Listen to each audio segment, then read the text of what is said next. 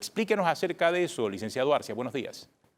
Muy buenos días, saludos a todos allá en Panamá. Bueno, primero que nada, cuando ellos los traen acá a Nueva York, el Departamento de Marshall de los Estados Unidos los transporta y los trae a la Corte Federal que está ubicada en Downtown Brooklyn. Los van a presentar ante un magistrado, o el magistrado tiene la función solamente de leerle los cargos al acusado y de tomar decisiones con respecto a la custodia.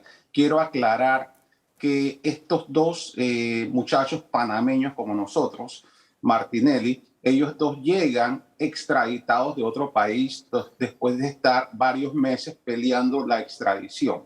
Ninguno de los dos, hasta donde tenemos conocimiento, ninguno de los dos es ciudadano norteamericano, ni ninguno de los dos radica y tiene raíces dentro de Estados Unidos.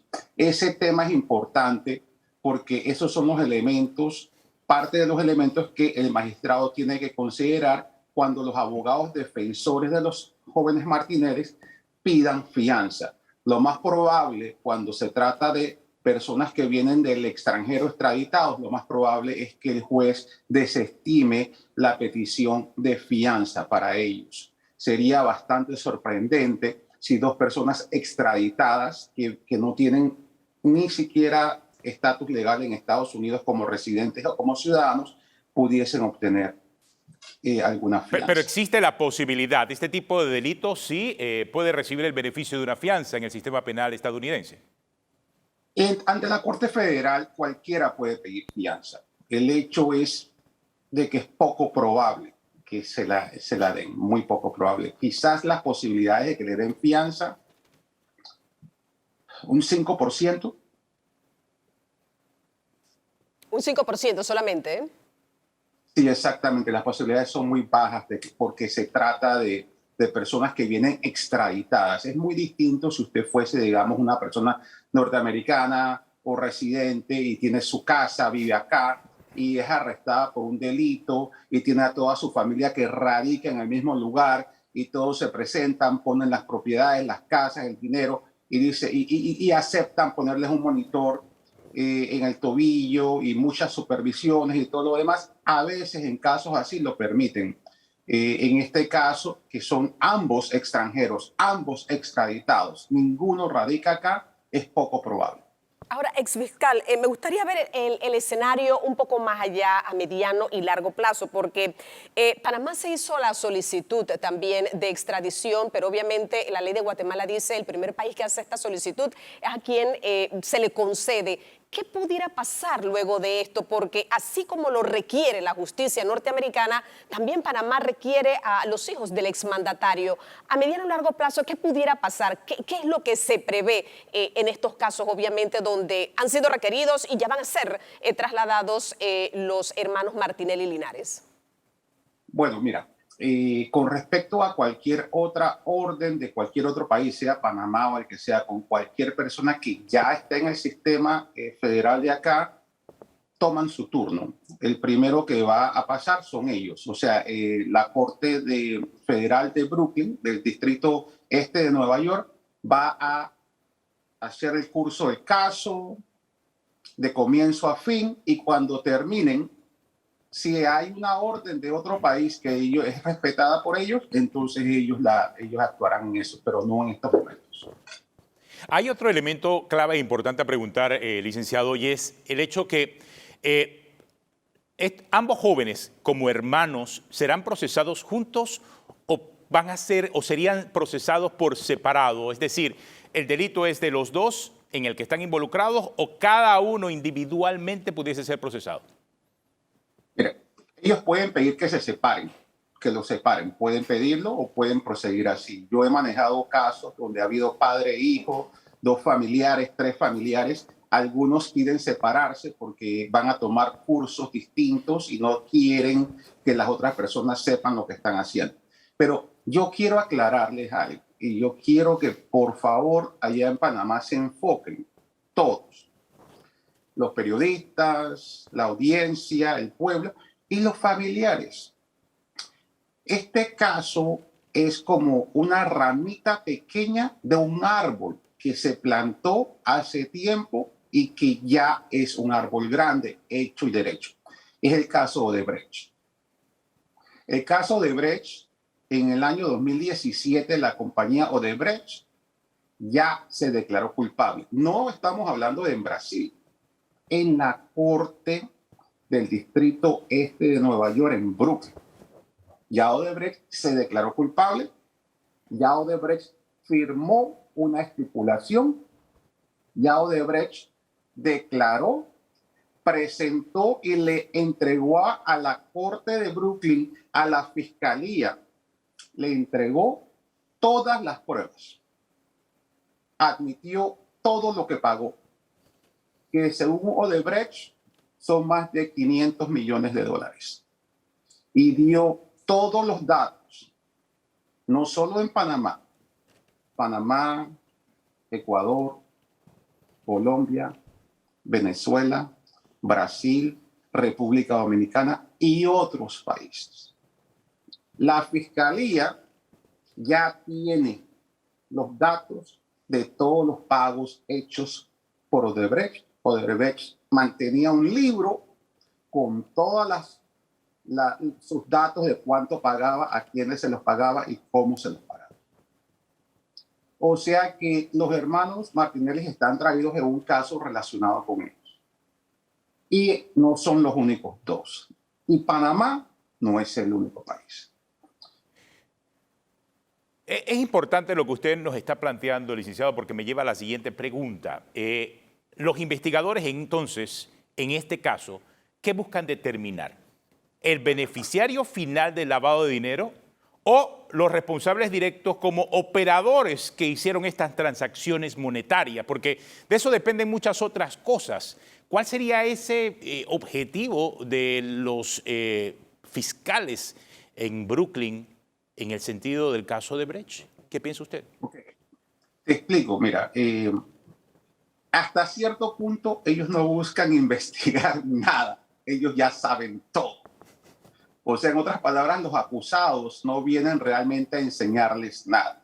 Cuando los acusados llegan, prácticamente los están poniendo una prueba. Y la prueba es, mira, yo sé todo. Dime tú qué hiciste, con quién lo hiciste y cómo lo hiciste. Primero que nada, si la persona no les corrobora 100% todo lo que ellos ya saben, la persona pierde la oportunidad de bajar su condena. No hay gran cosa que un testigo donde ya la cabeza del pulpo, en otras palabras, Odebrecht, cuando ya Odebrecht les entregó los libros, declaró, firmó, aceptó y les contó todo. No hay gran cosa que un pequeñito que participó en cualquier cosa pequeña les pueda contar que ellos ya no sepan. En otras palabras, son oportunidades que le dan a cada persona que agarran para que sane su alma, hable todo, coopere lo más posible y de repente el castigo es algo menor. O sea, licenciado, que si estos jóvenes colaboran, cooperan, involucran a otras personas, pudiesen rebajar su pena, pero también pudiesen abrirse otros indictment, que en español sería acusaciones formales por parte de la Fiscalía en Nueva York. En contra de ellos ya no. Parte de las reglas que hacen cuando se sientan y hablan con los acusados y sus abogados es darles la promesa de que nada de lo que digan será utilizado en su contra en otros delitos, a menos que mientan.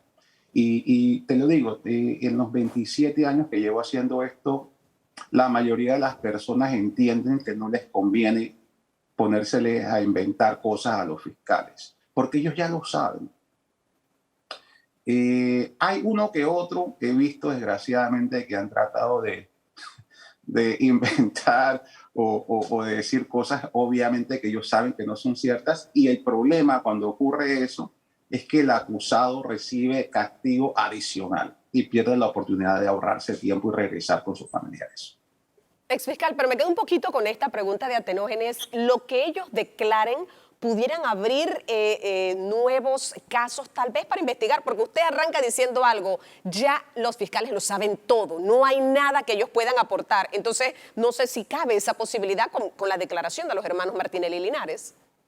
Bueno, podría ser que hay cosas, detalles con respecto a cosas que no completamente los fiscales lo sepan, es posible. Pero los nombres de las personas que cogieron dinero en todos los países, los más altos, la fiscalía ya lo sabe porque Odebrecht lo entregó. De repente, en algunos casos como estos, los participantes en el proceso del papeleo y la subdistribución podría de repente ser de interés. Pero recuerden, el problema que tiene la fiscalía no es realmente un problema de que no saben lo que pasó. El problema que ha tenido la fiscalía es cómo hacer que las personas que ellos quisieran castigar en todos los países que hemos mencionado estén dentro de los Estados Unidos para traerlos a la corte. Ese es el problema. Ahora, sí, exfiscal, ¿cuál pudiese ser, porque usted habla también de estos acuerdos, dependiendo de lo que ellas digan, es como una oportunidad para el acusado en este caso particular, pero ¿cuál pudiese ser al final del camino la pena mínima tal vez de ser hallados culpables? En la máxima se ha hablado de 30, de 40 años, pero usted que es experto en la materia, ¿cuál sería esa pena? Mira, ellos están acusados de dos cargos que tienen que ver con lo que acá se llama lavado de dinero. Y cuando se habla de lavado de dinero, la gente casi siempre piensa, tiene que ser dinero de droga para que sea lavado de dinero. No necesariamente. Lo único que es necesario es que sea dinero que no se ganó de una forma lícita.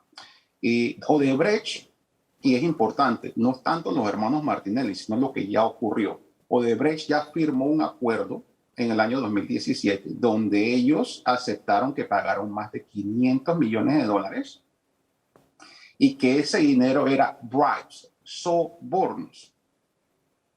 Eso es importante. Pero ¿por qué es importante?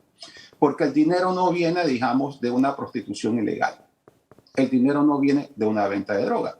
El dinero no viene de unas apuestas ilegales. El dinero lo pusieron que viene de haber pagado bribes, sobornos. No solo en Panamá, en muchos países. Entonces, ¿qué ocurre? Ellos están ya amarrados al hecho de que el dinero sea la cantidad que sea. En el caso de ellos ponen que son $28 millones, pero ponen que el dinero, la criminalidad de ese dinero proviene de sobornos. Entonces, lo que ocurre es que se utiliza una tabla. El problema es ese, que en la tabla, cuando se pone que es soborno, son tantos puntos. Cuando se pone la cantidad de dinero, y esto es importante, ¿de cuánta cantidad es que se está hablando? $550 millones, como acordó Odebrecht, 28 millones. El problema es que bajo la teoría legal, acá en Estados Unidos, uno de los cargos es conspiración. Y cuando se trata de una conspiración de que más de una persona se pone de acuerdo con otra para llevar a cabo algo que no está bien, cada participante podría ser responsable de lo que hicieron todos juntos. ¡Wow! Eso a veces es sorprendente. En otras palabras, Odebrecht pagó 500 y tantos millones de dólares, y aunque aquí solamente se me involucra por 28, quiere decir que a mí me podrían poner como que yo soy uno de los conspiradores en un cuadro de 500 y tantos millones de dólares. En teoría, sí. Y ese es el problema. Entonces, está esa opción, claro que es la más conveniente para la fiscalía y no para el acusado, o la opción de decir, hey, un momento, si cualquier cosa pasó aquí, fue con una cosa mucho más pequeña. Entonces, es una de las luchas de los abogados. Salirse del cuadro completo de la conspiración grande de Odebrecht y solamente decir, mira, cualquier cosa fue con esto más pequeño. Si se logra hacer eso, entonces estamos hablando de los parámetros de castigo más pequeños. ¿Cuáles son esos parámetros de castigo más pequeño, licenciado? O sea, estamos hablando de cuántos años específicamente de sanción, ¿entre cuántos años? Mira, estaríamos hablando de un parámetro para comenzar de unos 8 a 14 años. Pero, si la Fiscalía y la Corte consideran que es parte de todo el engranaje grande, es mucho mayor de los 500 millones de dólares. Pero para el bienestar de estos dos jovencitos panameños como nosotros, esperemos que ese no sea el caso. Algo más, licenciado. Por lo que usted nos acaba de explicar esta mañana, el camino de los extraditados en circunstancias como esta a Estados Unidos es cooperar o no cooperar. Es decir, si cooperas, tienes la oportunidad quizás de reducir en algo esa condena. Y si decides no hacerlo, pues el camino como que ya prácticamente queda definido en casos de lavado de dinero como el que estamos viendo de los hermanos Martinelli. Aquí es, o hablas o no hablas. Quizás no hay otro camino. Así es, pero fíjate, realmente yo no quiero usar la palabra cooperar, son dos cosas distintas. La más básica, antes de que te puedan aceptar nada, es ser honesto. Eso no quiere decir cooperar. En otras palabras, aceptar tu responsabilidad. Sí, yo hice tal cosa. Eso no quiere decir que va a tirar al agua a más nadie. Sencillamente, yo hice esto y lo hice así, así, así. O sea, si el acusado hace eso, se gana unos puntos de descuento y entonces ya podría entrar en lo que se llama la válvula de escape y no tener que recibir un castigo mínimo, que es bastante alto. Y si el acusado, otro acusado, hace otra cosa, yo no estoy diciendo que estos chicos harán ni una ni la otra, pero un acusado que, por ejemplo, diga, bueno, yo tengo información que ustedes no saben, aparte de lo que ustedes tienen, les tengo otras cosas más y creo que les va a interesar. Si ese acusado, en cualquier caso, se convierte en cooperador y cumple con todo lo que le quieran pedir, y esto puede tardar meses, un par de años, ayudando, entonces al final de ese proceso, a ese acusado le pueden dar lo que se llama una carta 5K. La carta 5K es una carta preparada por el fiscal que se la presenta al juez. Y se la presenta diciéndole sin detalles: el señor fulanito de tal ha proveído ayuda sustancial al gobierno. Le pedimos que por favor usted lo tenga en cuenta y que se abstenga de seguir los lineamientos del puntaje. Porque los lineamientos del puntaje son tantos puntos, tanta cantidad de meses.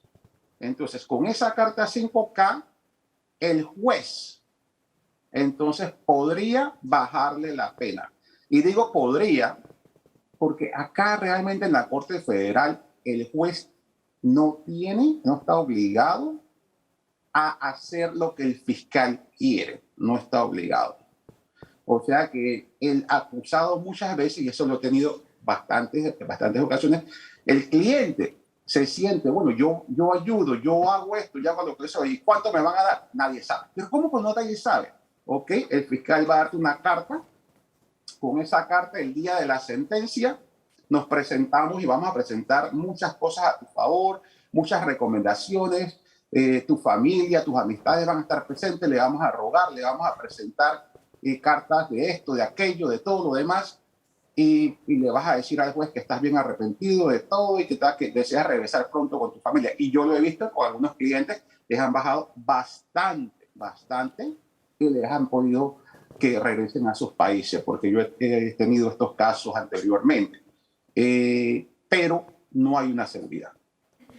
Una última pregunta, licenciado. El hecho, y esto lo digo según las propias autoridades federales norteamericanas, quienes dijeron que los hermanos Martinelli estaban cooperando, pero salieron sin conocimiento de esas autoridades federales de territorio estadounidense.